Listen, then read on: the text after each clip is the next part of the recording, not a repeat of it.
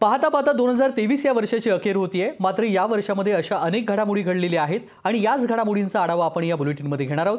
देशासाठी 2023 हे वर्ष मोठ्या राजकीय उलथापालथींचं ठरलेलं आहे आणि 2023 च्या वर्षामध्ये नेमकं काय घडलं, त्याचे काय पडसाद पडलेले आहेत आणि या कोणत्या राजकीय नेत्यांची महत्त्वाची भूमिका 2023 मध्ये राहिलेली आहे, या सर्व गोष्टींचा हा फ्लॅशबॅक 2023 चा आढावा।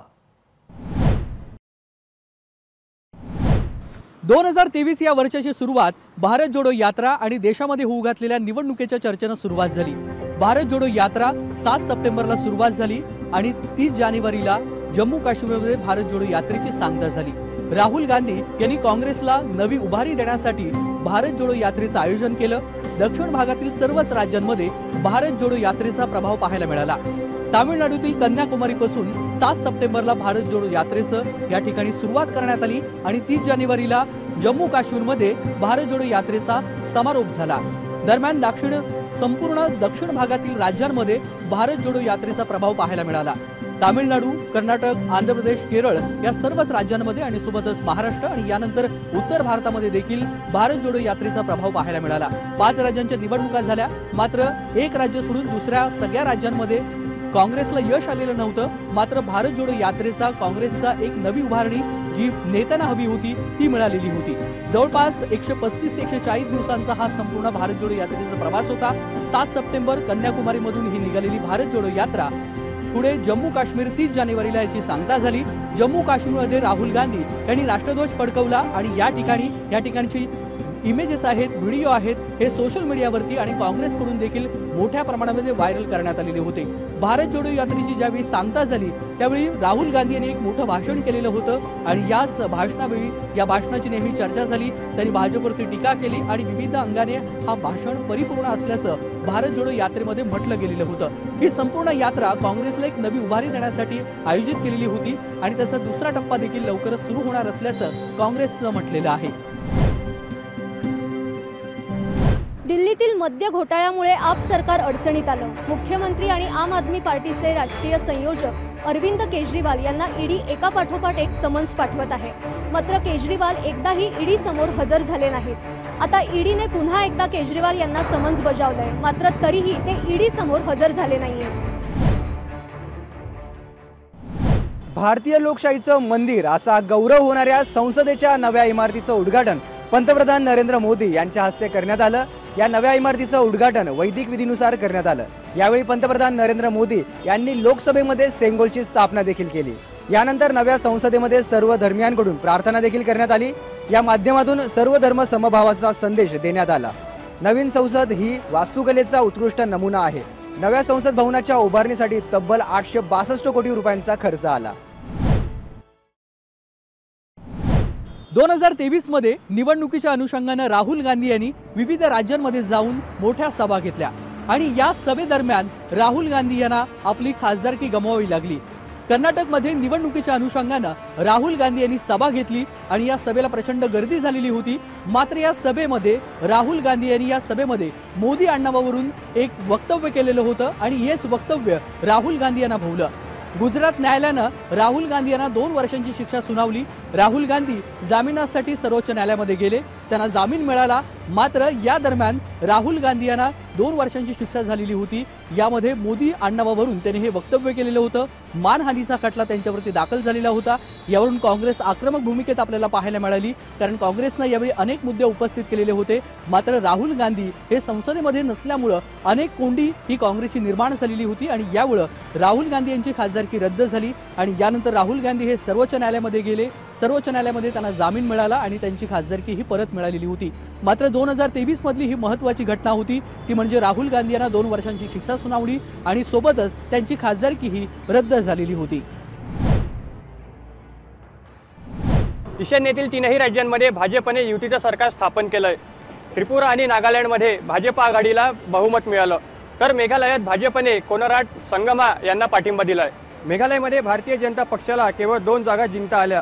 नागालँडमध्ये भाजप NDPPचं सरकार स्थापन झालं। नॅशनलिस्ट डेमोक्रॅटिक प्रोग्रेसिव्ह पार्टी आणि भाजपने 60 सदस्यीय राज्य विधानसभेसाठी 40-20 या जागा वाटपाच्या फॉर्म्युल्यासह निवडणूक लढवली आणि सलग दुसऱ्यांदा सत्तेत परतले।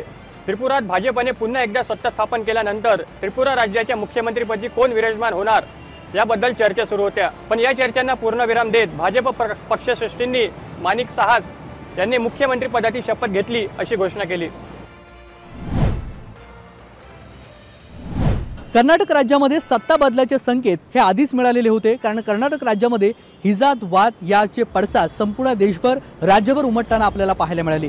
ज्यावेळी कर्नाटक राज्यामध्ये भाजपची सत्ता होती त्यावेळी भाजप सरकारने एक मोठा निर्णय केला। हिजाब बंदीचा मोठा निर्णय कर्नाटक राज्यामध्ये भाजपनं सरकारने घेतला आणि यामुळेच कर्नाटक राज्यामध्ये आगामी निवडणुकांमध्ये कोणत्या पक्षाचं सरकार येईल याकडे सर्वांचं लक्ष लागलेलं होतं। ही घटना कर्नाटक राज्यामध्ये घडली की एका मुलीशी काही मुलांनी गैरवर्तन केलं आणि यानंतर भाजप सरकारनं या ठिकाणी एक मोठा निर्णय घेतलेला होता, तो म्हणजे हिजाब बंदी। ही हिजाब बंदी आता काँग्रेस सरकारनं उठवलेली आहे, मात्र त्यावेळी आगामी निवडणुकीमध्ये भाजपला यश मिळणार की नाही अशी परिस्थिती निर्माण झालेली होती। हा वाद पूर्ण धार्मिक पद्धतीने सुरू झालेला होता। हिजाब वाद, हनुमान चाळीसा पठण अशा विविध विषयानं या ठिकाणी ही निवडणूक रंगलेली होती। यावेळी भाजपला यश मिळेल की नाही अशी परिस्थिती निर्माण झाली असताना ज्यावेळी निवडणूक झाली त्यावेळी काँग्रेसला चांगल्या पद्धतीने इथे यश संपादन करता आलं। 136 जागांवरती काँग्रेसचा विजय झाला, 64 जागा ह्या भाजपला मिळालेल्या होत्या। मात्र ज्या ठिकाणी कर्नाटक राज्यामध्ये ही घटना घडली त्या घटनेचे पडसाद राज्यभर, देशभर आणि आखाती देशांमध्ये देखील पाहायला मिळाली। आखाती देशांनी देखील ह्या संपूर्ण घटनेचा निषेध नोंदवलेला होता आणि याच घटनेचा भाजपला संपूर्ण कर्नाटक राज्यामध्ये जी निवडणूक झाली त्या निवडणुकीमध्ये पराभव स्वीकारावा लागलेला होता आणि यामध्ये सत्ता बदलाचे संकेत हे याच वादामुळे आधीच मिळालेले होते। देशाची राजधानी दिल्ली G20 परिषदेच्या यजमानपदासाठी सज्ज झाल्याचं आपण पाहिलं।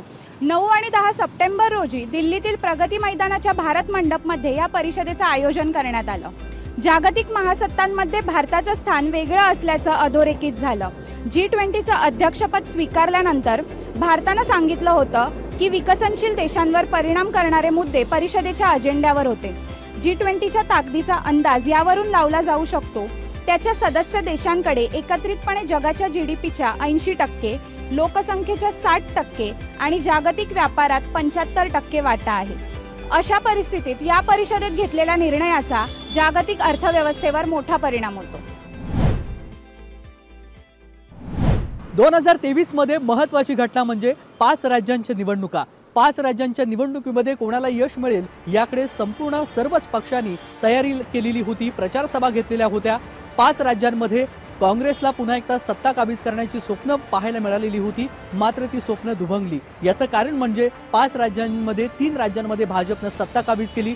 राजस्थान, मध्य प्रदेश, छत्तीसगड या 3 राज्यांमध्ये भाजपने सत्ता काबीज केली। काँग्रेसला फक्त तेलंगणामध्ये सरकार स्थापन करता आलं। तेलंगणा हे एकमेव राज्य ज्यामध्ये काँग्रेसला आपली सत्ता काबीज करता आली।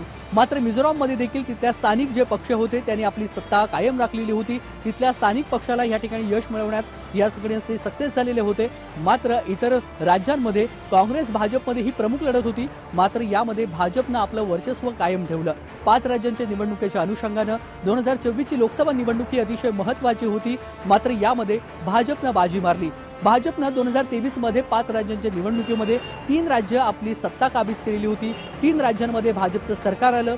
राजस्थान, छत्तीसगड, मध्य प्रदेशमध्ये भाजपनं सरकार आणलं आणि दुसरीकडे तेलंगणामध्ये देखील भाजपनं जोरदार प्रचार सभा घेतली। केंद्रीय मंत्री या ठिकाणी आलेल्या होत्या, अनेक या ठिकाणी सभा झालेल्या होत्या आणि महत्त्वाचं म्हणजे या ठिकाणी धार्मिक राजकारण देखील आपल्याला पाहायला मिळालं। मात्र या सगळ्यामध्ये 5 राज्यांपैकी 3 राज्यांमध्ये भाजपनं सत्ता काबीज केली, एक राज्य काँग्रेसकडे गेलं आणि दुसरं म्हणजे मिझोराम राज्यामधील स्थानिक पक्षांनी सत्ता काबीज केलेली होती। त्यामुळे 2023 मध्ये ज्या 5 राज्यांच्या निवडणुका होत्या या सर्व पक्षांसाठी महत्त्वाच्या होत्या, कारण 2024 मध्ये लोकसभा निवडणूक होती आणि या निवडणुकीच्या अनुषंगानं 5 राज्यांच्या निवडणुका हे महत्त्वाचं होतं।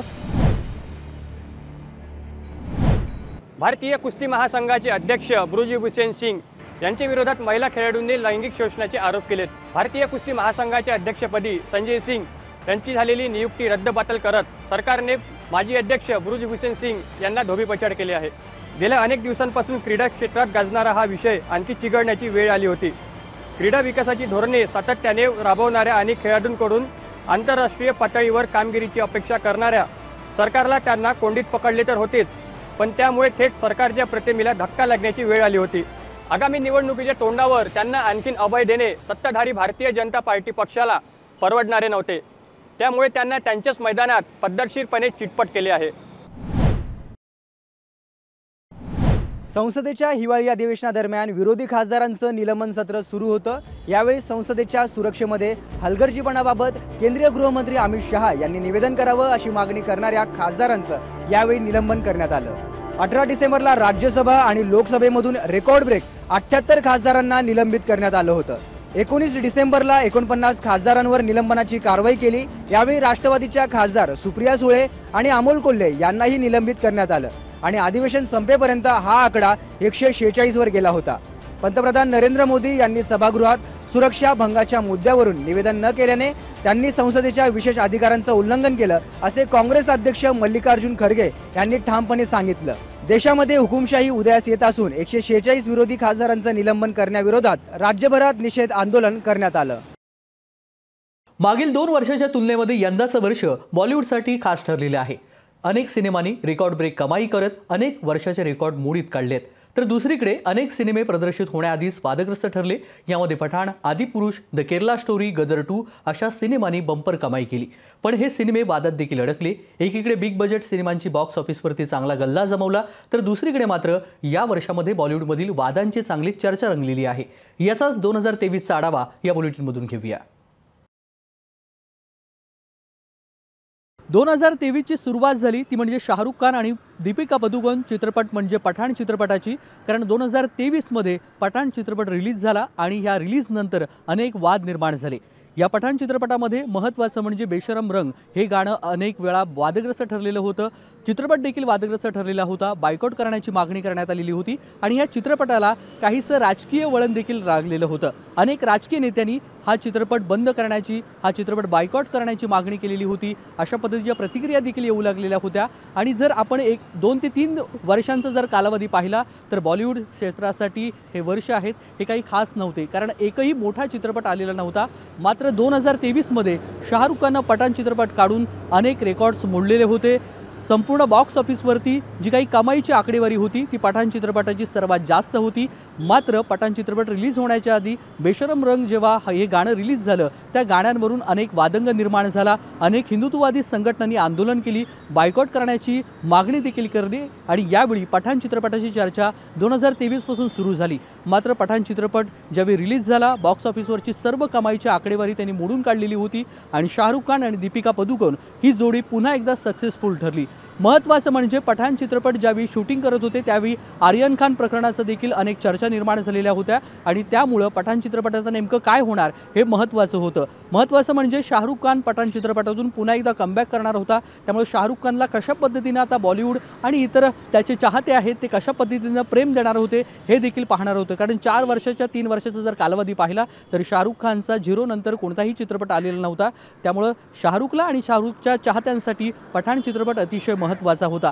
मात्र पठाण चित्रपट रिलीज झाला त्यानंतर अगदी मोठे आकडे हे पठाण चित्रपटासाठी मिळाले। अगदी संपूर्ण सिनेमा बॉलिवूडच्या पूर्ण इतिहासामध्ये पठाण चित्रपटाने जी काही कमाई केलेली होती त्याच्या आधी अशा कोणत्याही चित्रपटाने तशी कमाई केली नाही। मात्र 2023 हे वर्ष बॉलिवूडसाठी अतिशय महत्त्वाचं ठरलं, खास करून शाहरुख खानसाठी अतिशय महत्त्वाचं ठरलं, कारण याच वर्षी पठाण, डंकी आणि सोबतच जवान हे 3 चित्रपट शाहरुख खानचे रिलीज झाले। 2023 बॉलिवूडसाठी आणि शाहरुख खानसाठी खास करून महत्त्वाचा ठरला।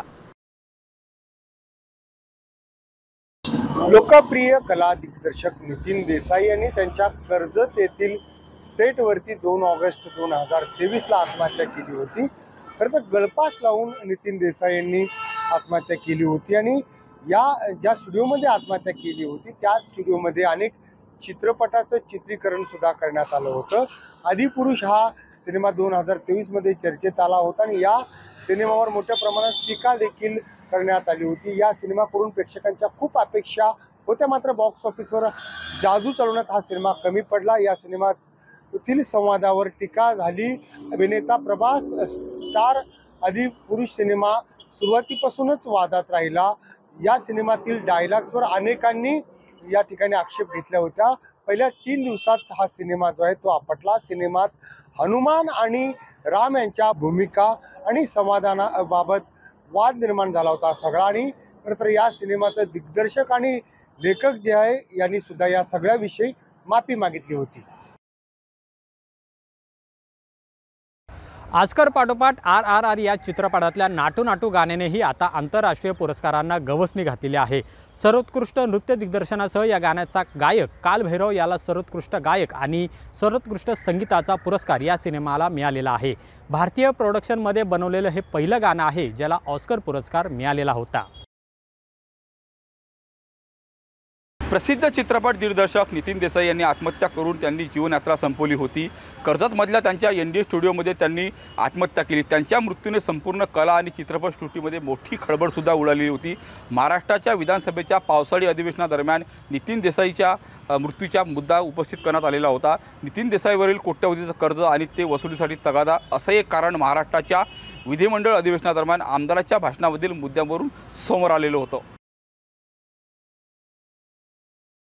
यावर्षी मे महिन्यात अदा शर्माचा द केरला स्टोरी सिनेमा प्रदर्शित झाला। सिनेमानं कमी बजेटमध्ये मोठी कमाईही केली, पण सिनेमात दाखवण्यात आलेले सीन आणि आकड्यांबाबत मोठा वाद निर्माण झाला होता। मुस्लिम समुदायाकडून या सिनेमावर आक्षेपही घेण्यात आला होता। नितीन गडकरी भारताच्या राजकारणातील एक मोठं नाव। भारतातील रस्ते विकास आणि महामार्गासाठी सर्वाधिक काळ काम करणारे केंद्रीय मंत्री नितीन गडकरी यांची हायवे मॅन ऑफ इंडिया अशी ही ओळख आहे। देशाच्या विकासासाठी कायमच कटिबद्ध असणाऱ्या नितीन गडकरी यांच्या आयुष्यावर आधारित गडकरी हा चित्रपट लवकरच प्रेक्षकांच्या भेटीला येतोय। नुकतेच या चित्रपटाचे टीझर पोस्टर हे सोशल मीडियावर प्रदर्शित करण्यात आलंय। अभिजित मजुमदार प्रस्तुत अक्षय देशमुख फिल्म्स निर्माते या चित्रपटाचे अक्षय अनंत देशमुख निर्माते आहेत, तर या चित्रपटाची कथा, पटकथा आणि दिग्दर्शन अनुराग राजन भुसारी यांनी केलंय। उर्फी जावेद तिच्या कपड्यांमुळे सातत्याने चर्चेत असते। आता ती चित्रा वाघ यांच्याबद्दलच्या पोस्टमुळे चर्चेत आली। मुंबईच्या रस्त्यावर सार्वजनिक ठिकाणी बीभत्स व किळसवाने अंग प्रदर्शन करत फिरणाऱ्या उर्फी जावेदवर तात्काळ कायदेशीर कारवाई करावी असं चित्रा वाघ यांनी पत्र लिहून तक्रार केली होती।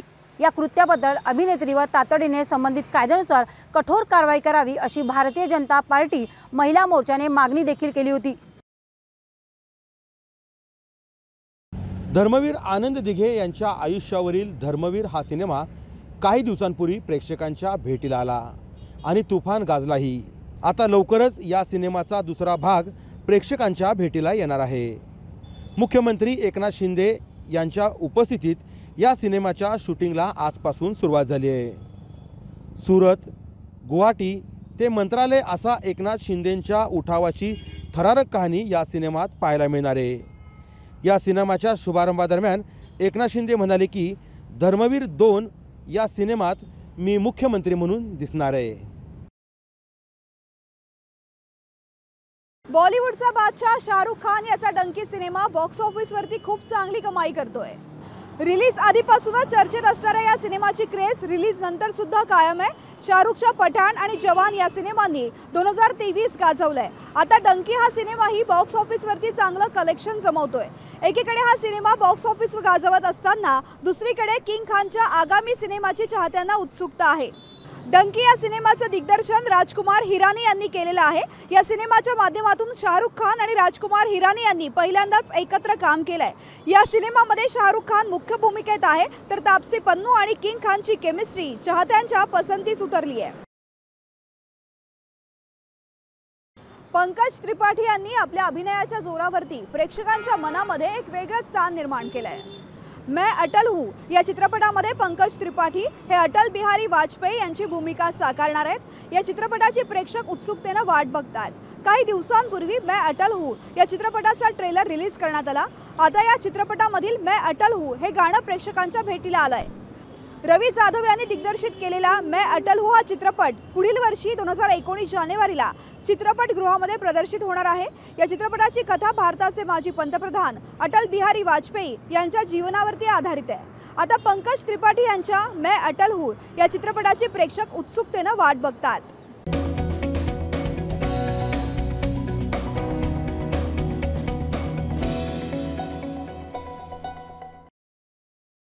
पाहता पाहता 2023 हे वर्ष सरलं, पण हे वर्ष गाजलं ते राज्यातल्या राजकीय उलथापालथीनं।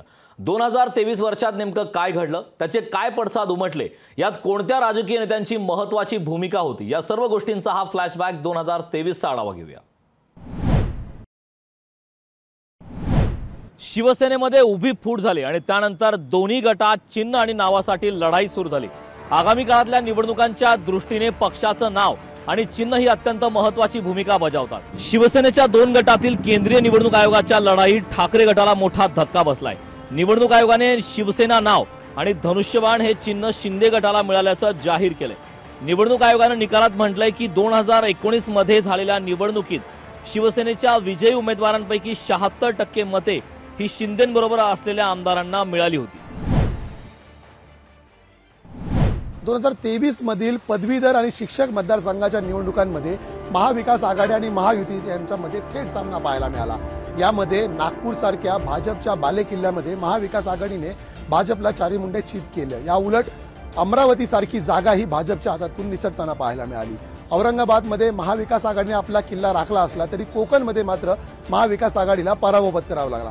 या उलट नाशिक सारख्या ठिकाणीही सत्यजित तांबे सारख्या अपक्ष उमेदवाराच्या मदतीने भाजपने महाविकास आघाडीला चित केले।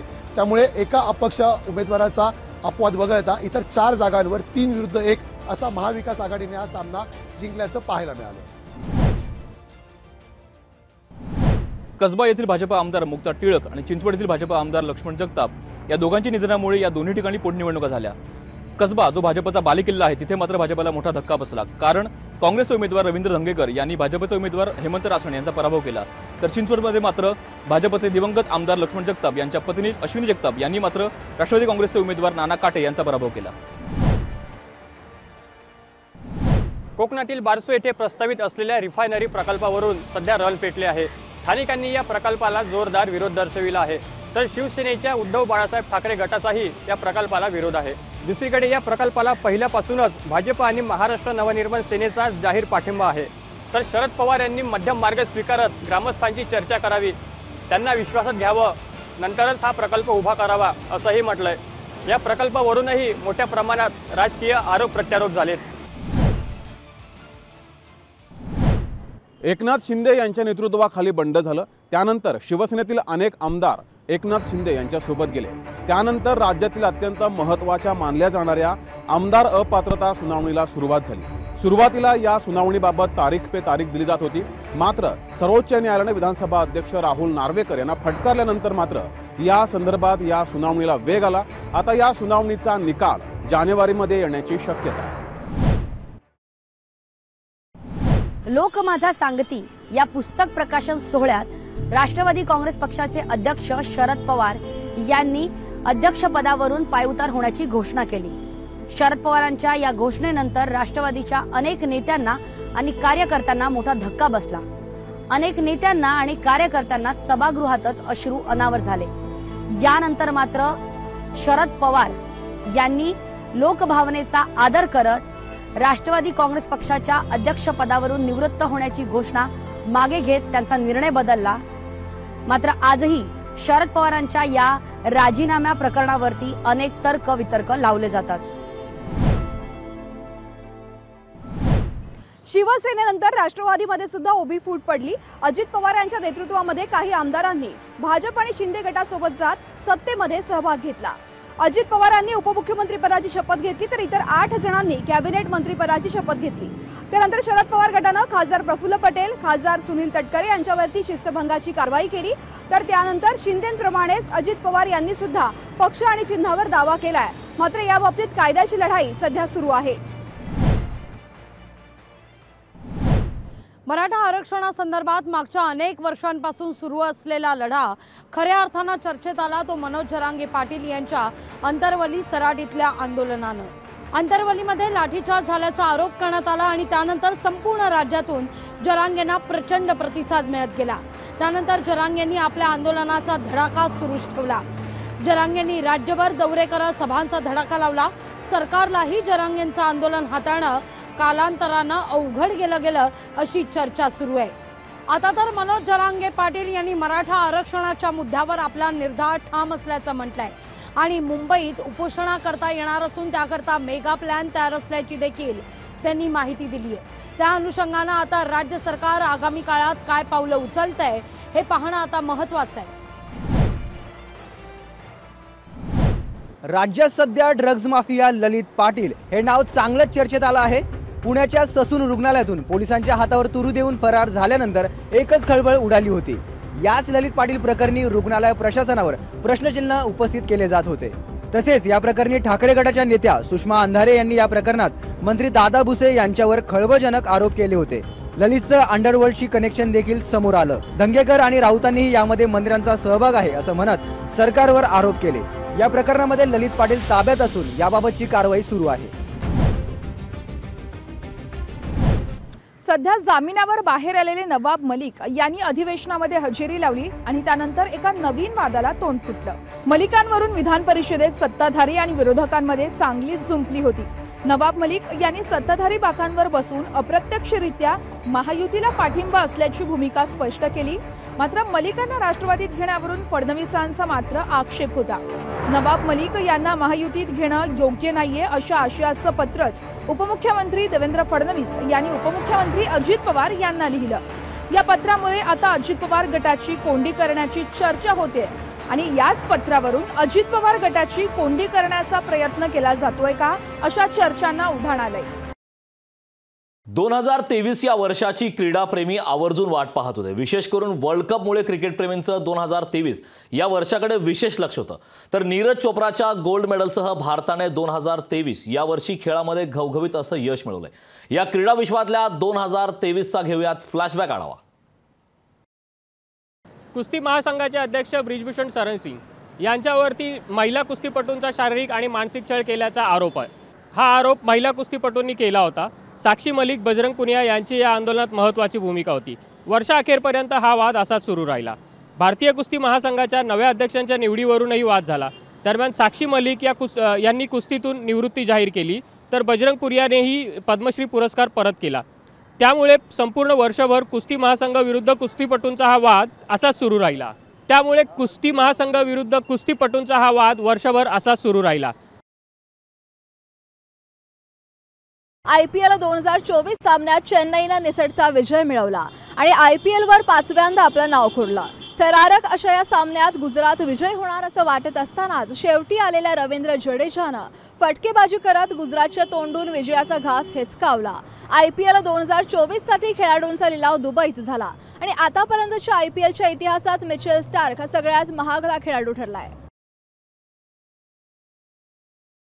भारताचे बॅडमिंटनपटू सात्विक साईराज रंकीरेड्डी आणि चिराग शेट्टी या दोघांनीही इंडोनेशिया ओपनचे विजेतेपदक मिळवून मात्र इतिहास रचलेला आहे। या दोघांनीही भारताला पहिल्यांदा गोल्ड मेडल मिळवून देण्याची कामगिरी या खेळातून केलेली आहे। आपण पाहतोय या दोघांचे, चिराग आणि सात्विक या दोघांचेही सर्व स्तरातून अभिनंदन केले जात आहे।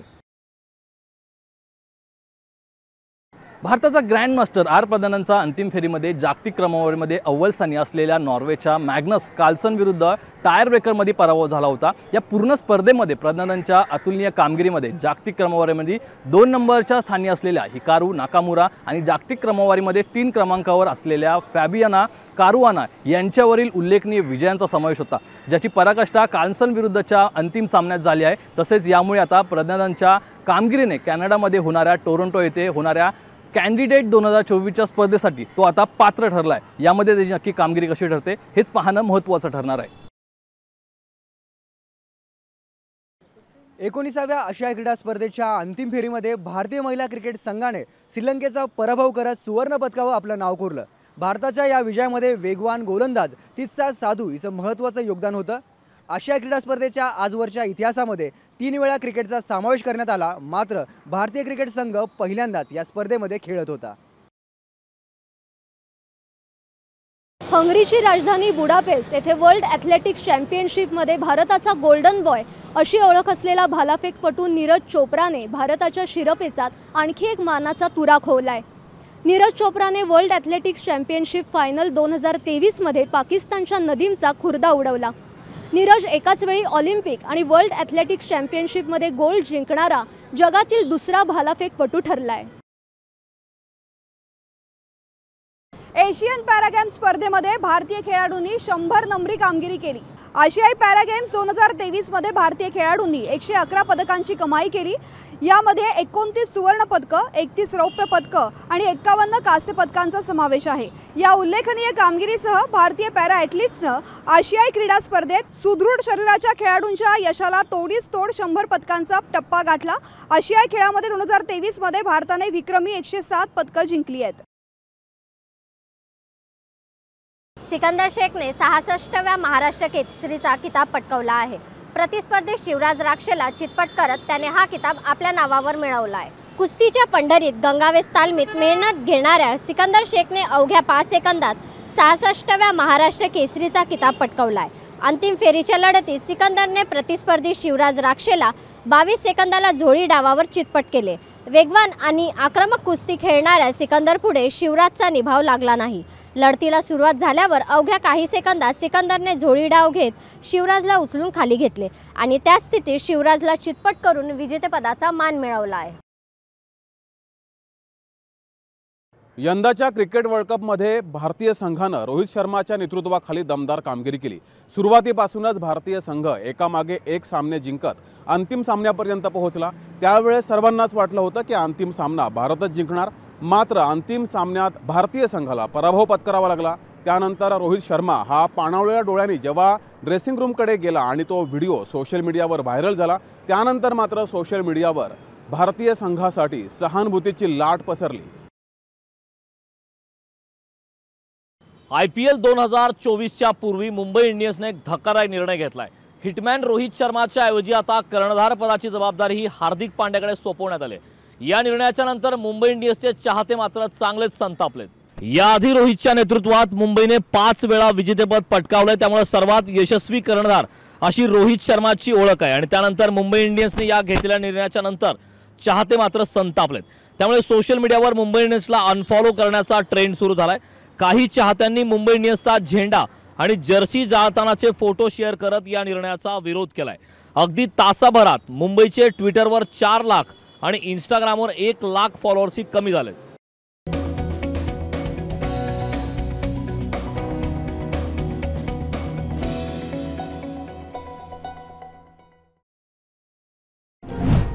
लोकशाही मराठी आपली लाडकी वृत्तवाहिनी।